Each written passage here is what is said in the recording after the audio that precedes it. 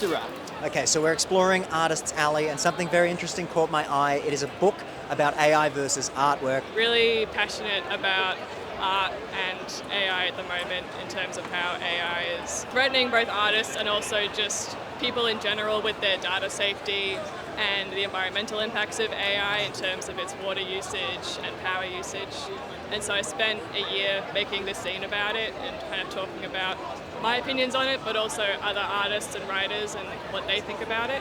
What's the general consensus? Because you did highlight a few things there that a lot of people are speaking about. What's the general consensus when it comes to making use of it in the art world? It's kind of spooky. Yeah, I think for me it's a matter of who is this for? And in most cases, it's not really artists finding use in it. We care about the process so much, and so skipping from just the prompt to the final product isn't really helpful to us. And so some people make arguments about it being used for inspiration or generating ideas, but then it's also built off of data from people that didn't give their permission. So it's like, yes, that could be helpful, but ethically it feels wrong to a lot of people because the data that's used to make those things, you could get the inspiration from other artists than just from this average of all of it together. I'm curious to know a little bit about your artwork and how you go about with your process putting together some of these beautiful pieces. Tell us a little bit more about the characters that inspire you and things like that. Yeah, I've always said that I make art that makes me happy. And so I've made a lot of Arcane art today because I love the show and it's inspired me a lot.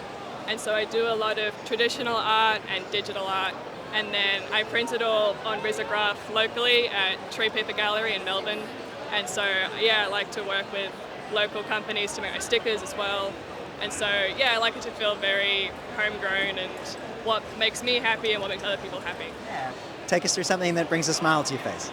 Yeah, I think with Arcane especially, Echo's my favorite, and so I loved drawing him.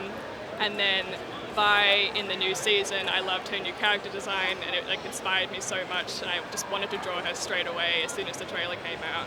And so yeah, it's just whether it's the design or the story behind it, either the visuals or the writing will inspire me, and I need to make something now too.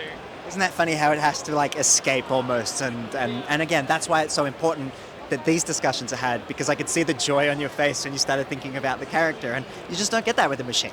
Yeah, exactly. It's I love the process of being inspired and then putting that onto paper. Even if it doesn't turn out the way that I want, I at least still had fun in the process, and that's what I care about.